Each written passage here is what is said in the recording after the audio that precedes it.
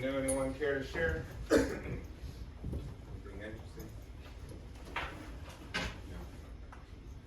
All right, so whereas we discussed the eye, as we're talking about sensation and perception, today we will discuss the nose, our smelling senses, and some other factors that attribute to social phenomena related to that. Let's take a look here.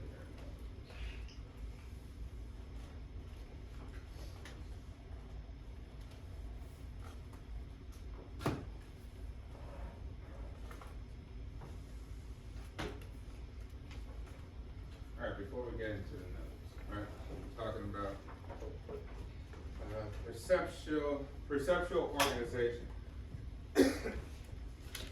So based on how we see things, whether we see them as a whole or as a unit of a whole, the brain always tries to make sense of something by fixating on one thing as a whole.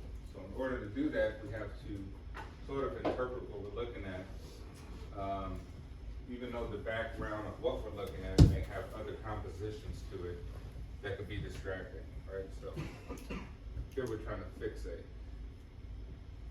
Gestalt, which it just means an organized whole, German word, proposes principles used to organize sensations into meaningful wholes. The perception the whole may exceed the sum of its parts. So the brain wants to look at the sum instead of the parts of everything. So it wants to make meaning by creating a total of what's being viewed versus the individual parts. All right, so we filter incoming information and construct perceptions. So how do we organize and interpret the shapes and colors into meaningful perceptions? What do you see here? Who wants to say what they see here? What does your brain make sense of right here? It's a cube. It's a cube. Is that what popped into your mind first? Yeah. Yeah. Anybody else? Something else popped into your mind first? A diamond. A diamond. A diamond? Okay. A diamond where? Like you like tilt it. Oh, you tilt it. Okay. All right. Who else? Anyone see anything else?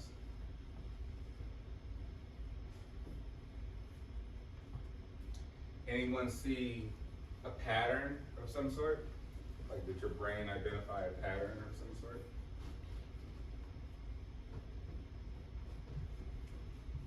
Did anybody think like, hey, maybe these lines go together, right? Maybe this is an arrow, right? Maybe this is an arrow. Did anybody see arrows connected? Anybody fixate on that X right there? Right, so basically some of us will see things, we will fixate maybe on here, some of us will fixate like, wow, these are arrows, like this connects right here, this connects.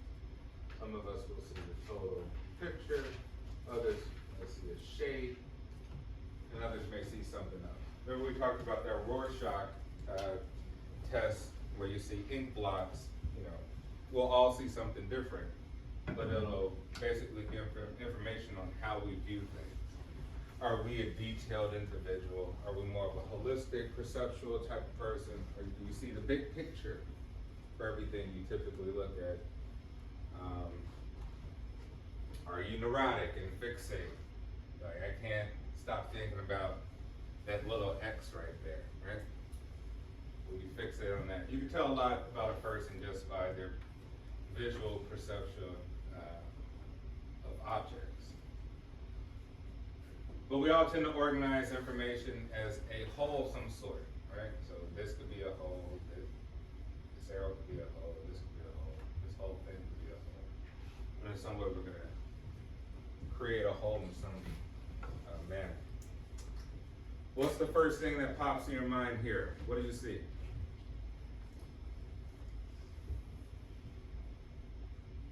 What's the first thing that you saw?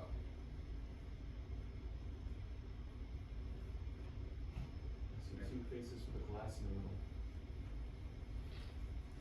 So the first thing was the two faces. Was it the two faces? Yeah. Okay. And then you say, oh yeah, by the way, there's a glass. Alright. Anybody just saw the glass of the face first?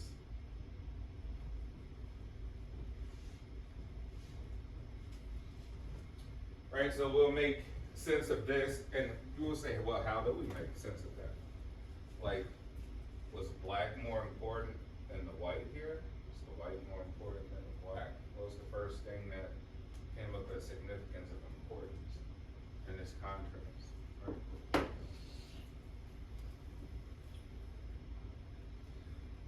So we like to see how things stand out from their background. So when you're looking at this with contrast, some of us will see the faces, others will see the face, but ultimately we say that something stands out in particular. What stands out can also mean a lot about who you are, how you were raised, and your viewpoints on life, your worldview.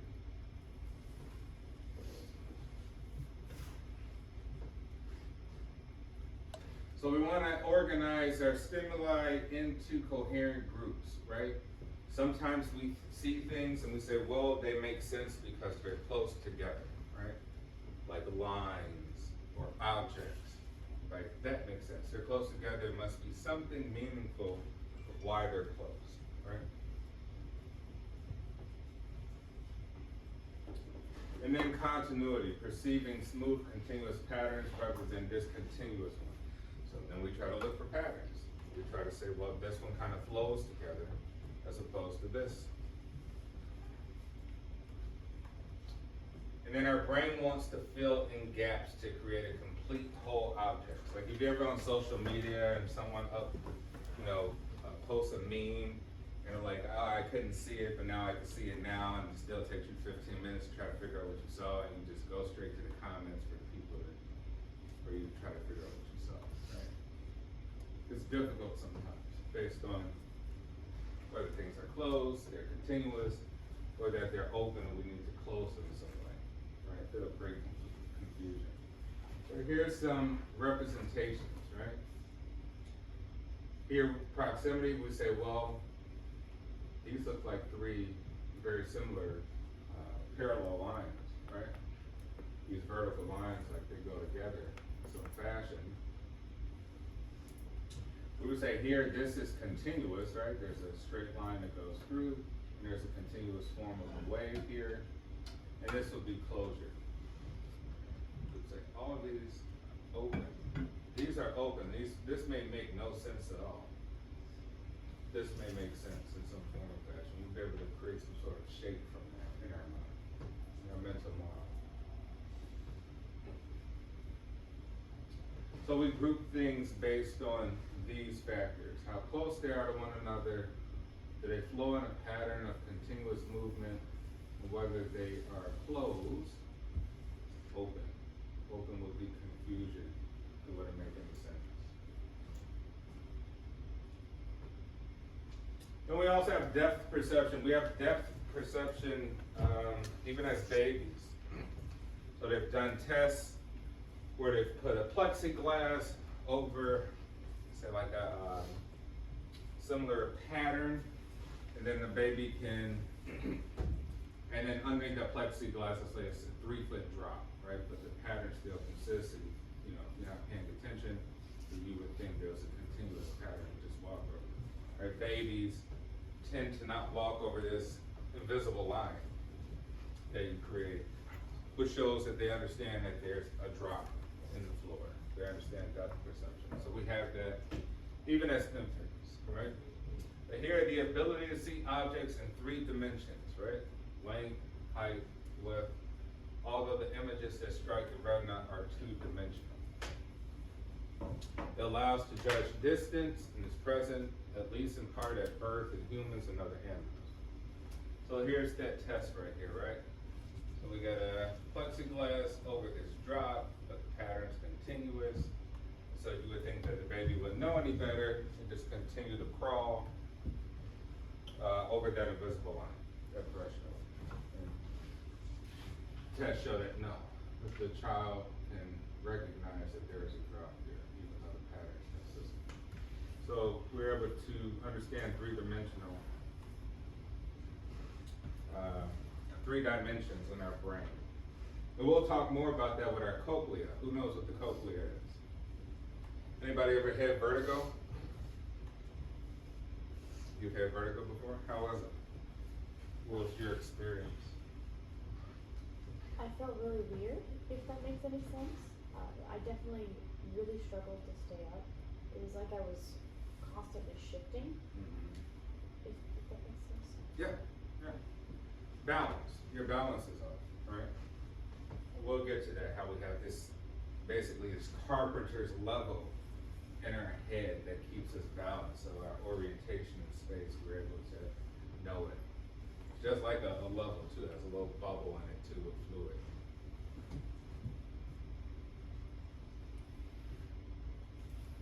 All right, so we got binocular cues, right? Two eyes help with perception of depth. One thing about human beings and other animals that may fit into the same category, when it comes to our eyes, we're deemed as predators. Because predators who have eyes in the front of their head fixate. Our eyes don't move separately from one another. Stay together, right? That means you're able to focus out in nature for an object that you need to attack. Some other animals, they have monocular cues, which means each individual eye can move separately. Why? Because they're always on the lookout for predators. They're typically prey. Right? So human beings, lions, bears, tigers, lots of animals are deemed mostly predators. Of course, there are other animals that we can be prey to, but for the most part, we're deemed as predators. But here, binocular cues help with perception of depth, and then we have retinal disparity, right? Binocular cue for perceiving depth by comparing images from the retina and the two eyes, the brain calculates distance.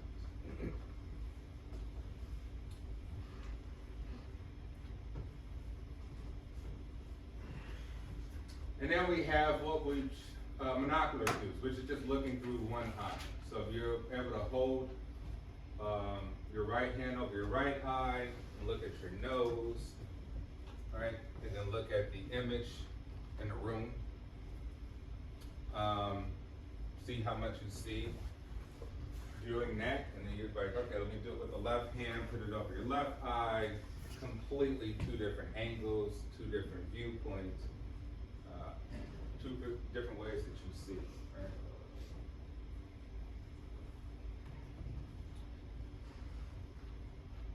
And so here with those monocular cues, we're able to assert relative height, size, interposition, linear perspective, light and shadow. So we can do all this with just one eye. We don't need two eyes to do this. And also motion perception, movement.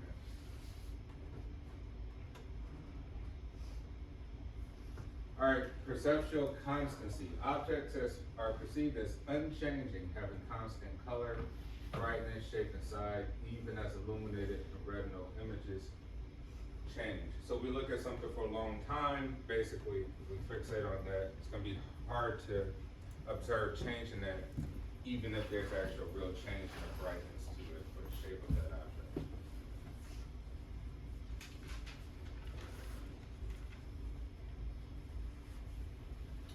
All right, shape and size constancies, right? So perceiving the form of familiar objects as constant even when our retinals perceiving changing images of them. Here they give the representation of a door, so you can clearly see the shape of the door, right, and even the size of the door. As the door opens up, the door has not changed, but our perception of it has changed. Thus, the shape of it has changed. The angles of it has changed. It's went past this line, it's went past this line. It's opened up even more, now it's going further past this line, further past this line. Right? Even though the object is still exactly the same, we will perceive it as different. So if we didn't have proper context or background or proper lighting, we would think that those are three different doors if we were shown in three separate ways, right?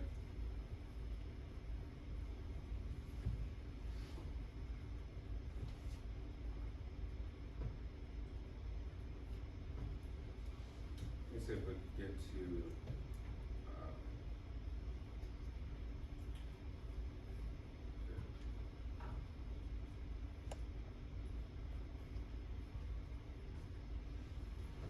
all right, so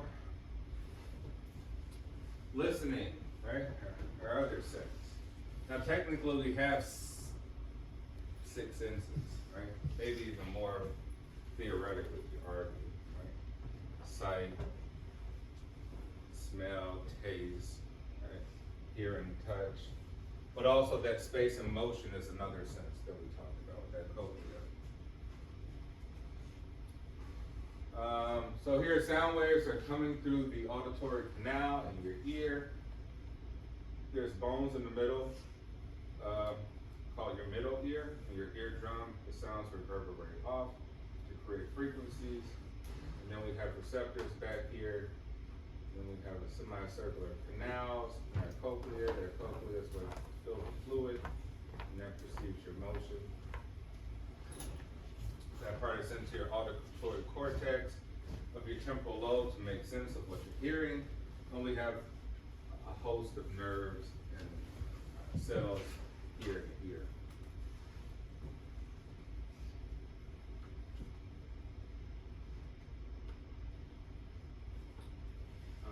So the brain interprets loudness based on the number of activated receptors. Soft tones activate fewer hair cells. So basically, that's how you activate the loudness of what you hear, right? Based on the number of activated receptors from the sound waves that come through your ear. So people who lose all hearing in one ear often have difficulty locating sounds. Get to the nose.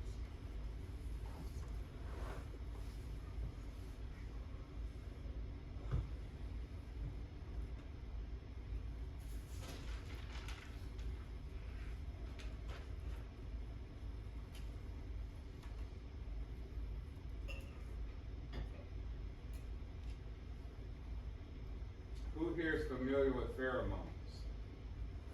Anybody know what pheromones are?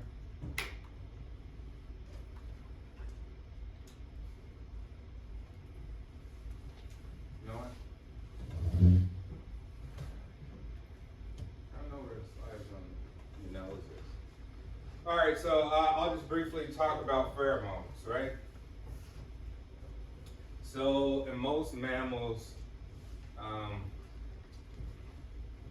we have what's called the VNO, right? And it's inside of our nose, just along with our other smelling receptors in there, but the VNO can pick up pheromones, right? Pheromones are basically hormones secreted through hair follicles.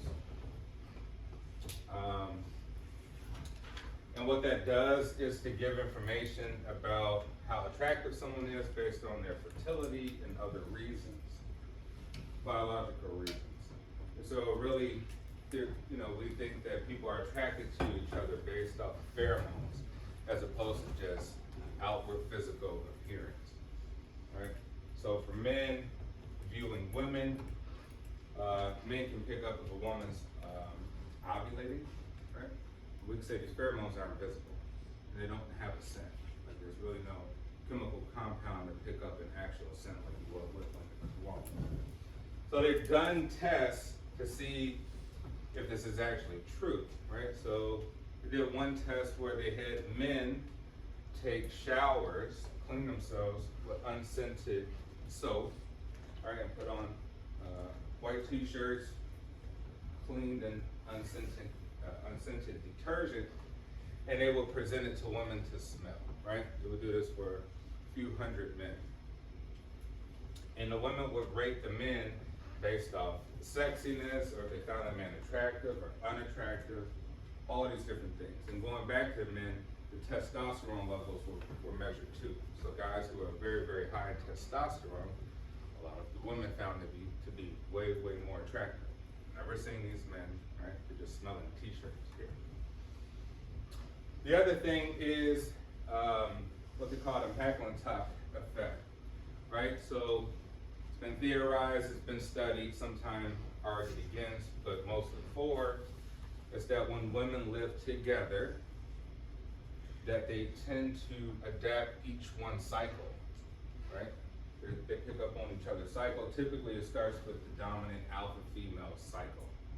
So whoever is regarded as the dominant alpha-female, the other people living around her would start to adapt her cycle. And you're like, well, how does that happen?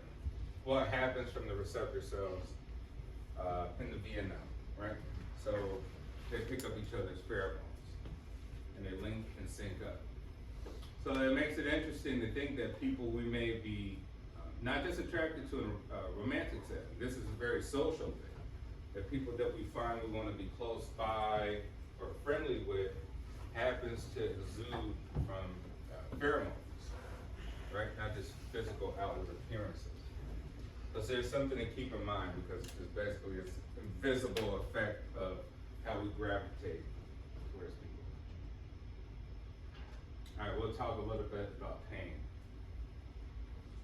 All right, pain sensitivity depends on your genes, your physiology, your experience, your attention, and surrounding culture. How you were raised to view pain can dictate how you actually react to pain, even if the pain is, if your body is physically damaged in a real way. All right, so we got gate control theory, which is spinal cord contains a neurological gate that either blocks pain signals or allows them to pass you onto the brain. The gate is opened by the activity of pain signals traveling up nerve fibers and is closed by activity in large fibers or by information coming from the brain. So basically, your spinal cord is a gateway to how you receive pain and how you deal with it. So we got some biological influences. The fibers in the spinal cord are one of them. Genetic differences in endorphin production. Endorphin is that hormone that's secreted to block pain, essentially. Right? So you experience a major traumatic injury, your body will send out a host of endorphins to help you deal with that pain. And your interpretation of all of that activity, basically. And then your psychological influences, right? You know you've been injured, and you haven't looked at your injury yet, and now you look at your injury, you're like, oh my gosh, it hurts so much more now that I physically looked at my injury, right? So there's your attention to pain, your fixation of pain.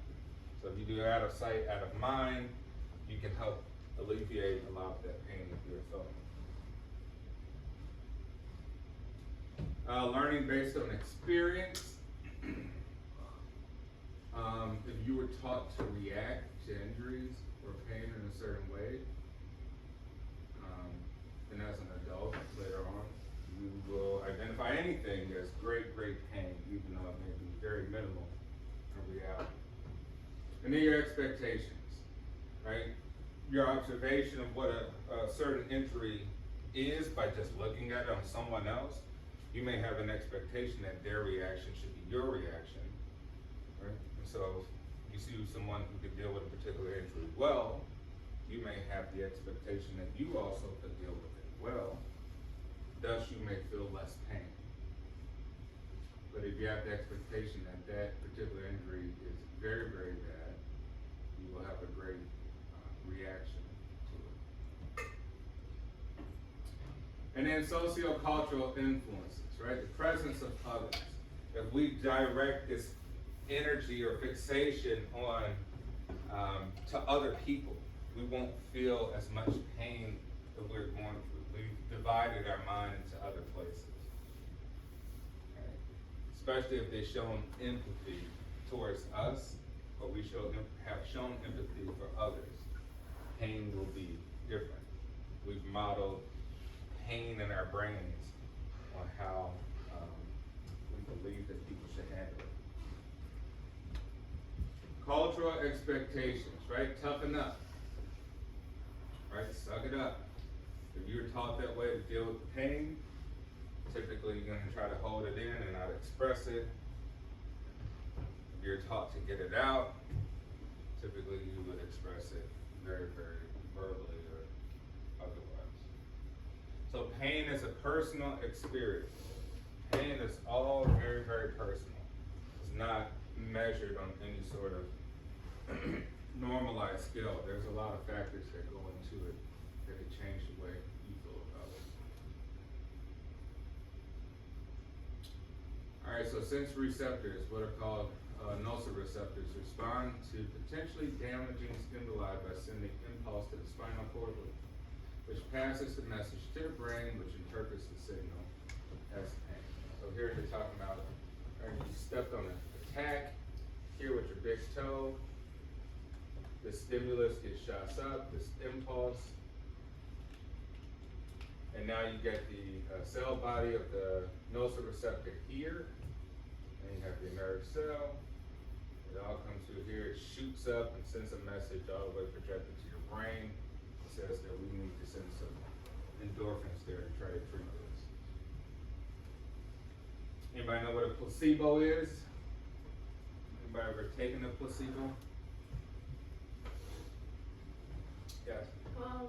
In terms of like drugs and pills, a placebo like doesn't have the actual like medication in it. So like an example of it is like in birth control, the last week of it is a placebo. Like you're taking the pill, but it's not like actually a pill. Yeah. Like it doesn't actually have like a hormone in it. Yeah. That in birth control, it's just for the habit, but there's been like experiments done where like you could give a kid a pill and say like it's a painkiller, and then they'll say they feel better, but it actually like wasn't a painkiller, it was just like a painkiller. Yeah, it could be like a water pill or something, right? Which goes to show you that things in our mind, the representations and impressions we make of things in our mind often dictate how we feel about those things. Right? So if you say you have extreme anxiety, and let's say the doctor prescribes you some medication, you don't go home and do the chemical composition on the medication and see if it's actually there. There's an assumption that it's real, right? You already have an assumption that this is real medication. Let's say the doctor lied, it's just a water pill, right? You go take it and you're like, oh my gosh, I feel so much better. Because there was an expectation for you to feel better by taking medication, right? You've done something different. You've changed something.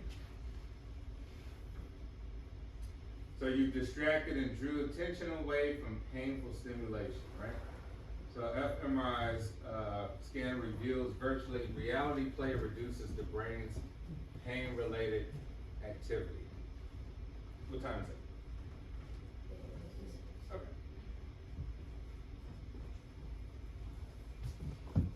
Okay. Hypnosis. Anyone ever been under hypnosis? Anybody think that that's real? That that can actually happen? Yes, hypnosis is real. We can put the brain into certain states to where a lot of more unconscious behavior can happen than conscious, right?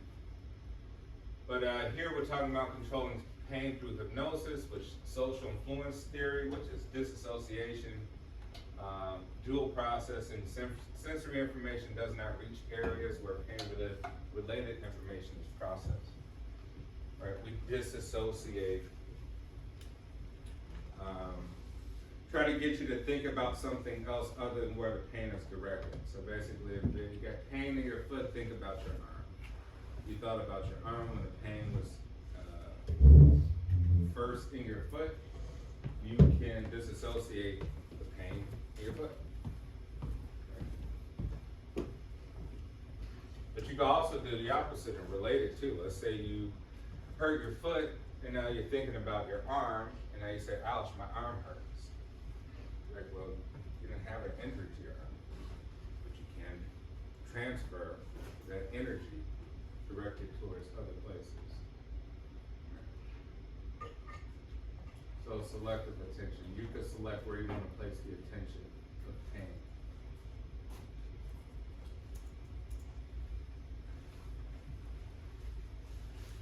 Alright, other senses. Taste, like touch, taste involves several basic sensations, which can be influenced by learning, expectations, and perceptual bias, and has a survival function. Right? Well, here we get five tastes: sweet, salty, sour, bitter, umami. Right? Sweet would be energy, which is typically related to sugar. Right? The energy from sugars. Salty, sodium, essential to physiological processes. You need salt in your body to live. Sour could be you pick up and see something that's potentially toxic or acidic. Bitter would be if you taste something out in the woods and it tastes bitter, you may identify it to be something poison. You said it tastes off for what it looks like. Let's say you taste something bitter from a red berry out in the woods, right? You're hungry, you need something to eat. First thing that pops in your mind, well, a red berry should be sweet, right? Your impression of that thing. If it tastes bitter, you go, well, this doesn't make sense. It tastes off of what my expectation would be. And umami is typically associated with proteins that grow in the hair tissue. All right, inside each little bump on the top and sides of the tongue are more than 200 taste buds. Each one contains a core of 15 to 100 taste receptors, and each kind of receptor reacts to different types of food, molecules, and sends a message to the brain. So we have quite a few on our tongue. Then we got olfaction, our experience of smell. Like taste, smell is a chemical sense. The molecules convert into something that's meaningful through our receptors, located in the olfactory bulb in the nose. Combination of several older molecules stimulate different receptors to detect them, and they're interpreted by the olfactory cortex. Here's a representation of your head and your nose. So we got older molecules coming from the rose, goes up through your nostrils. You have receptors in your membrane right here, and you got your olfactory bulb in your nerve. Now your olfactory bulb sends the signals are transmitted to higher regions in the brain. The signals are relayed via converged axons. We talked about that highway that sends over through the neurons. Here's your receptor cells, and now these are making sense of the different odors that you're smelling. Right, humans have some 20 million olfactory receptors. A bloodhound has 220 million. So we said just like seeing and vision, that we're limited as human beings versus other animals, right? We can only see in what we would describe as visible light, while other animals may have greater or more receptors than we have. Same here goes with the nose.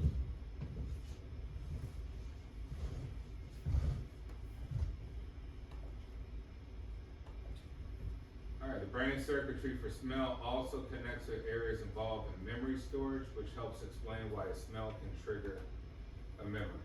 Right? So if you've ever been to a particular restaurant, the food was excellent,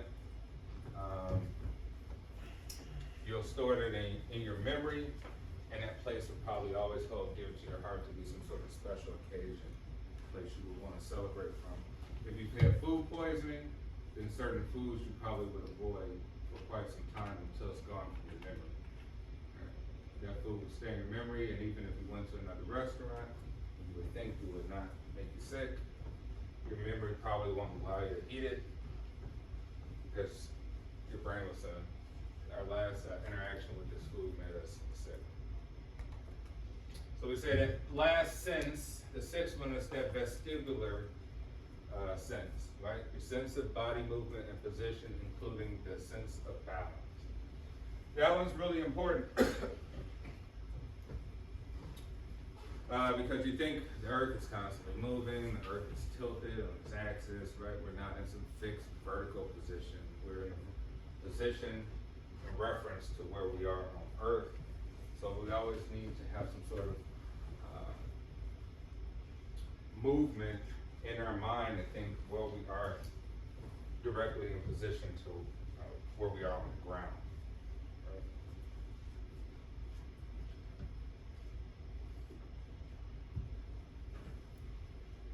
Alright, senses are not totally separate information. They are integrated, they act along with each other. So here, for example, they say, well, smell and texture and taste gives flavor, right? So someone said, well, what was the flavor profile of what you just ate? You're like, oh, the texture was very soft, right? The smell was maybe a potent smell, and the taste was sweet, right? And you would say that's the particular flavor. So it all has to work together, it just can't be separated. And vision and hearing interact as well, right? When people say you can see music, right? You see music. So when you hear music, some of your favorite music, you also paint pictures in your head, some mental images associated with that music. Whether it could be the instruments itself, the story of the lyrics, or some sort of creative imagination you represented along with the music.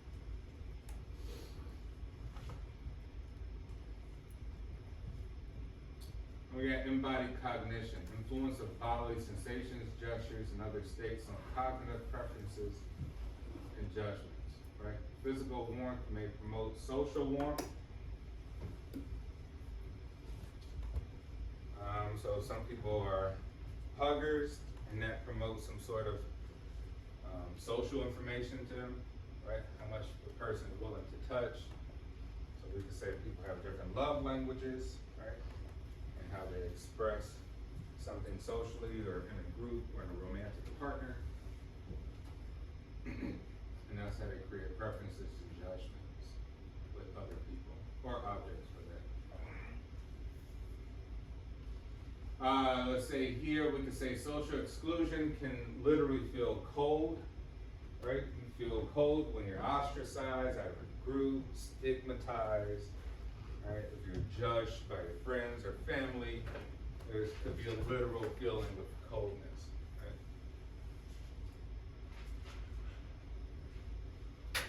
right? Political expressions may mimic body positions, right? So let's say we may view Republicans to maybe be rigid. You say, hey, okay, you're Republican, you're conservative, your body posture is rigid, you don't allow for fluid movement. Let's say you're a Democrat, you got a lot of fluid movement, but you're not upright, right? Let's say you stand upright or something like that. Anyway, we can make all these impressions on people just from their politics. Right, let's say how we view the person who follows the law versus person who doesn't follow the law. Okay. You may say even their body language speaks to that. Extrasensory perception, ESP. Anyone know anybody with ESP? Telepathy, clairvoyance, precognition. Is this a real thing? Who here thinks ESP is real?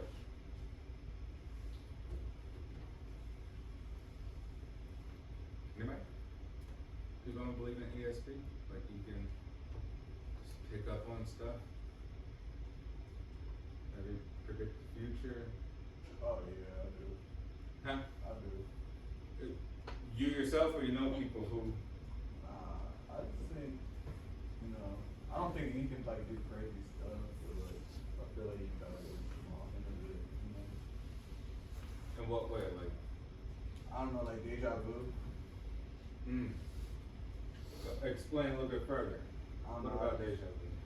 There's times where you just feel like you've seen stuff, even though it never really happened.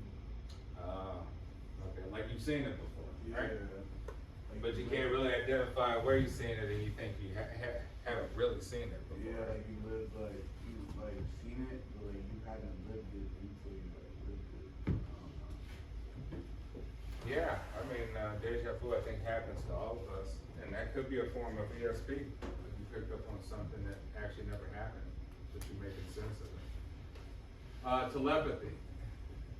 Yes. I was gonna say, my grandma the other day had a dream that her girl was being healed and put on the legend, and all the nurses came.